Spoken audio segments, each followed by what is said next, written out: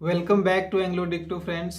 जैसा मैंने आपसे कहा था कि मैं आपको बेसिक्स से बताने वाला हूं, और जैसा आपका डिमांड था कि मैं आपको बेसिक्स से बताने वाला हूं कि कैसे हम किसी लैंग्वेज को अक्वायर करते हैं। तो आप जानते हैं कि जब कोई भी छोटा बच्चा कहीं जन्म लेता है, आपके यहाँ भी छोटे बच्चे हैं, तो आप देखते होंगे उन्हें कि कैसे वो सीखते हैं। किसी भी लैंग्वेज को कोई कैसे सीखता है? पहले तो वो साल 2 साल तक अपने मम्मी पापा और अपने आसपास के लोगों को सुनते हैं। सुनने के बाद जब सारा इनपुट तैयार होता है उनका, तब वो आउटपुट देना शुरू करते हैं। तो जी हाँ, वही हम अपनाने वाले हैं इसमें भी, इंग्लिश सीखने में भी। और इंग्लिश इज़ इजी, ये आप कहेंगे बस 2-3-4 एपिसोड देखने के बाद ही ऐसा मुझे पूरा विश्वास है। तो let's start how to acquire basic English so that on the tip of your tongue English language will come and you will start thinking in English। तो अभी मैं बाइलिंगुअल बोल रहा हूँ ताकि आपको समझने में सुविधा हो, since you requested the same. तो लैंग्वेज एक्विजिशन में जैसे मैंने उस बच्चे की बात कही, तो वो सुनता है, गौर से देखता है हाव भाव के, पापा मम्मी क्या कर रहे हैं, कौन से किन चीज़ों को कौन से व्यक्ति देख रहे हैं और वो कैसे उसको बोलने का प्रयास करते हैं और वो चीज़ों को क्या कहा जाता है। आप देखते हैं कि छोटे बच्चे हमारे मुंह देखते रहते हैं और फिर उसको नकल करने की कोशिश करते हैं और हम उसका मज़ा लेते हैं, लेकिन वो उसका मज़ा नहीं ले रहा है, बल्कि वो सीरियसली उस चीज़ों को सीखता रहता है। तो अगर कोई भी भाषा, केवल इंग्लिश ही नहीं, हमें नहीं आती, तो उसके लिए हमें इस प्रोसेस पे आना होगा। तो इंग्लिश सीखने के लिए सबसे पहले होता है चीज़ों का नाम। आपके आसपास जो भी चीज़ें हैं, क्या आप उसके नाम जानते हो? ये आपको देखना है। हमारे पास 5 सेंस ऑर्गन्स हैं। आप बता सकते हैं क्या क्या 5 सेंस ऑर्गन्स हैं? Yes, you all know. तो वो है eyes, nose, tongue, skin and ears. And you know the functions also. What is the function of your nostrils, what is the function of your tongue, what is the function of ears, what is the function of your eyes. और ये सारे grasp कर करके knowledge को और हमारे brain तक भेजते हैं मैसेज। तो मैंने आपसे कहा था लाइव स्ट्रीम में कि जैसे एक किसान जा रहा है, आप किसान का इंग्लिश जानते हो, फार्मर, लेकिन वो कहाँ जा रहा है? खेत जा रहा है। क्या उसका इंग्लिश जानते हो? हाँ, फील्ड जानते हैं। फिर वो जहाँ काम कर रहा है वो ग्रेनरी है, खलिहान, क्या उसको जानते हैं? तो ऐसे 1-1% आपको सारे चीज़ों में दिक्कत होती है। ऐसा नहीं कि आप बिल्कुल इंग्लिश नहीं जानते। Today we have English everywhere, and there on YouTube we have written English, we have advertisement in English, so we are not lacking much environment. Only we need just to think in English, and by listening, by observing, and by all the senses, we will be ready from today to grasp English language। आप बहुत सारी गाड़ियों को भी देखेंगे अपने आसपास कि उस पर बहुत सारे वर्ड लिखे हुए हैं जिसको हम लोग इंग्लिश में यूज़ कर सकते हैं। जैसे मैंने कल आपको लाइव स्ट्रीम में एग्जांपल भी दिया था। जैसे स्प्लेंडर एक गाड़ी है, हीरो होंडा स्प्लेंडर। तो हीरो का जो स्प्लेंडर है, पहले हीरो होंडा था साथ में, अभी वो हीरो और होंडा अलग अलग हो गए, तो उसका एक गाड़ी है स्प्लेंडर। स्प्लेंडर वर्ड को आप यूज़ कर सकते हैं शानदार के लिए। जैसे मेरी बहन की शादी शानदार ढंग से हुई, marriage of my sister was done with great Splendor. तो ये स्प्लेंडर वर्ड को हमने कहाँ से यूज़ किया? मार्केट से। क्या हमने उसके लिए बहुत उसको याद किया और सीखा? नहीं, ये ऑलरेडी हमारे दिमाग में था। तो ऐसे ही बहुत सारे वर्ड्स फ्लोटिंग करते रहते हैं मार्केट में, बस आपको ऑब्जर्व आज से करना शुरू कर देना। जैसे बोलेरो, एक गाड़ी है बोलेरो। तो इस तरह के कई सारे words, Bolero is a type of dance. तो ऐसे बहुत सारे वर्ड्स हैं जो आप आज से ऑब्जर्व करना शुरू करेंगे, तो आपके पास नाउन्स यानी नेम्स बहुत सारे आने लगेंगे और फिर हम उनके फंक्शन पे जाएंगे। तो आज हम बात कर रहे हैं how to start grasping English from basics. इसके बाद जो हम सेकेंड सेगमेंट पे बात करेंगे वो ये है कि हमारा 24 आवर का डायलॉग।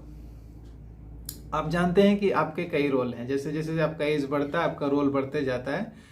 एंड जैसे आज मैं फादर के रोल में हूँ और टीचर के रोल में हूँ, यूट्यूबर के रोल में हूँ, और फिर कहीं किसी फ्रेंड के साथ हूँ तो फ्रेंड के रोल में हूँ। अगर दुकान जाता हूँ कोई सा, तो वहाँ कस्टमर के रूप में जाता हूँ। तो क्या मैं वहाँ एक ही डायलॉग हर जगह बोलता हूँ? नहीं, नेवर।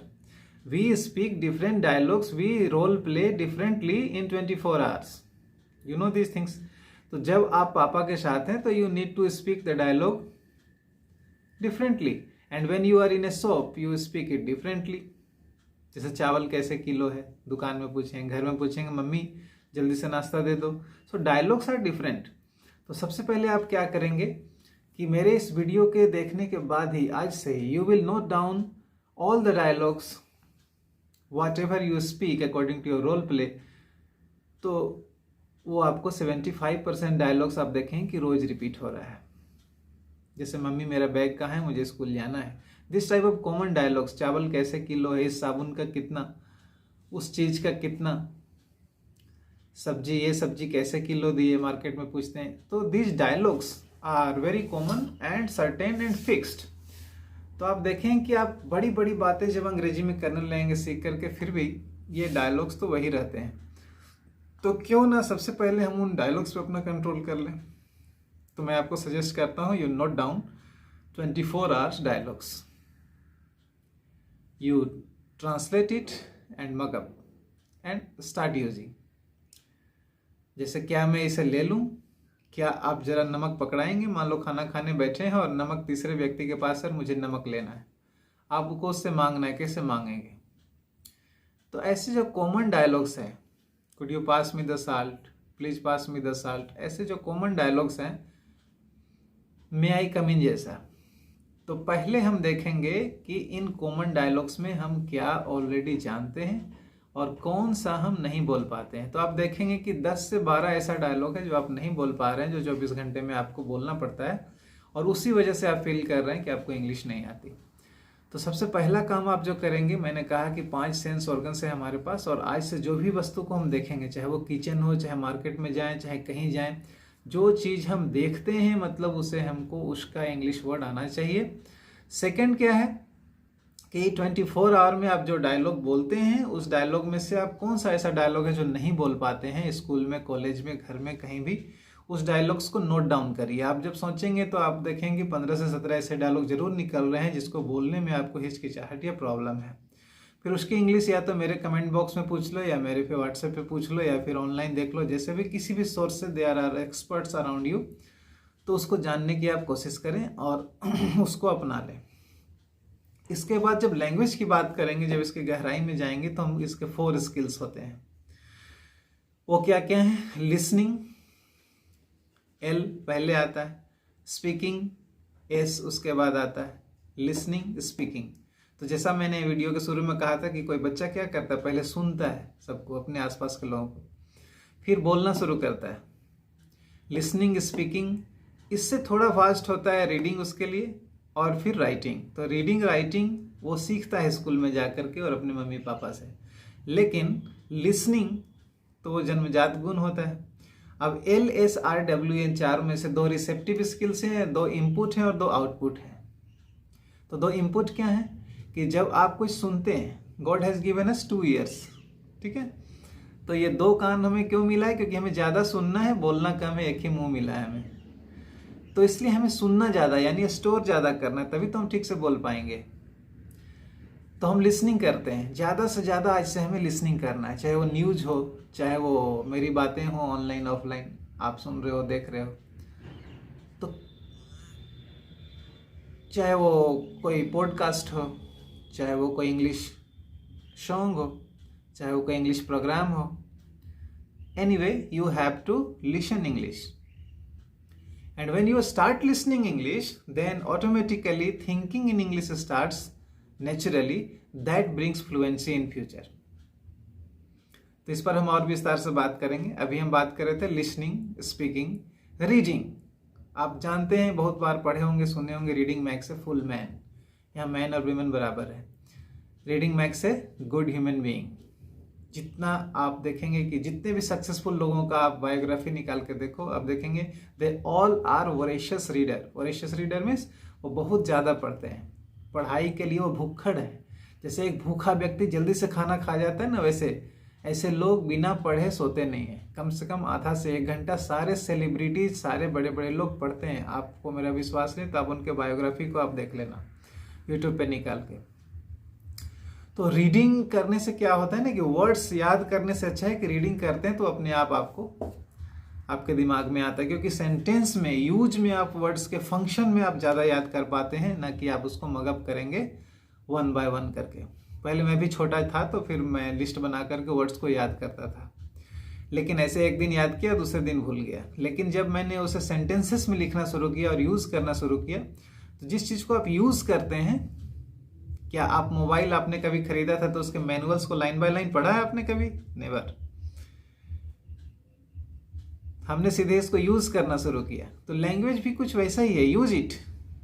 मैं एक फ्रेंड सर्किल बना लो जहाँ पे कोई ये इज्जत सम्मान वाली बात ना हो, आप गलती कर सकें ऐसा एक प्लेटफॉर्म बना लें। 3-4 दोस्त मिल जाएं और फिर आपस में घर में मम्मी पापा के साथ ही ऐसा एक बोल के बना लें कि चलो हम लोग इंग्लिश बोलना शुरू करते हैं। एंड फॉर एनी मिस्टेक, बोलने के बाद लास्ट में कोई मिस्टेक को करेक्ट करेगा, बीच में नहीं करेक्ट करेगा। And there must be a space, open space for making mistakes.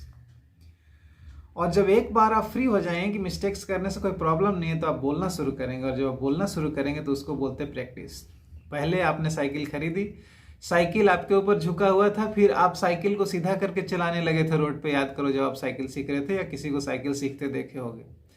फिर साइकिल पर आप चढ़ना शुरू कर रहे थे और आप साइकिल इस तरह से चला रहे हो कि कुछ आप और भी सोचते रहते हो, फिर भी साइकिल चलती रहती है और ब्रेक लगता रहता है। That is practically practice, practice practice practice practice practice practice max a full man.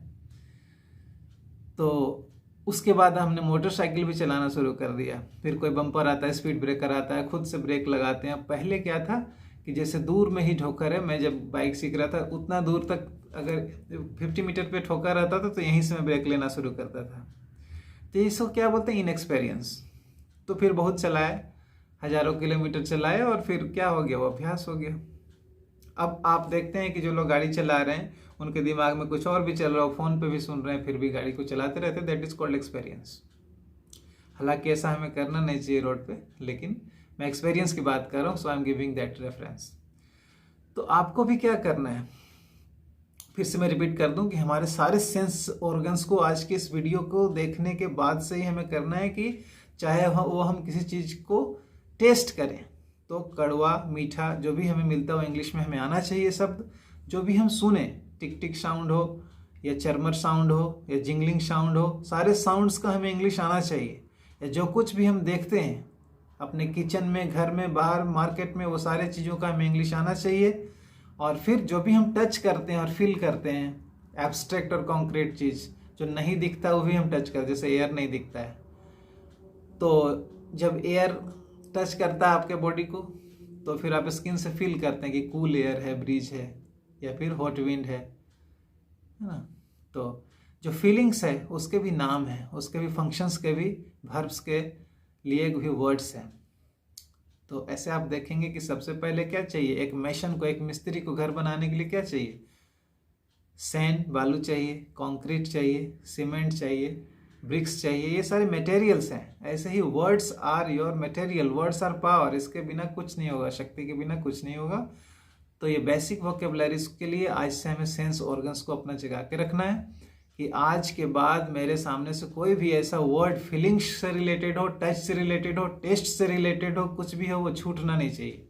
मुझे उसका इंग्लिश सीखना है, चाहे वो डिक्शनरी हो, गूगल हो, ऑनलाइन हो, टीचर हो, एक्सपर्ट्स हो, भैया हो, चाचा हो, but I am not going to leave any word that is in Hindi or my language, Kurmali, Khota or whatever Bengali we speak. I must know the English word of that.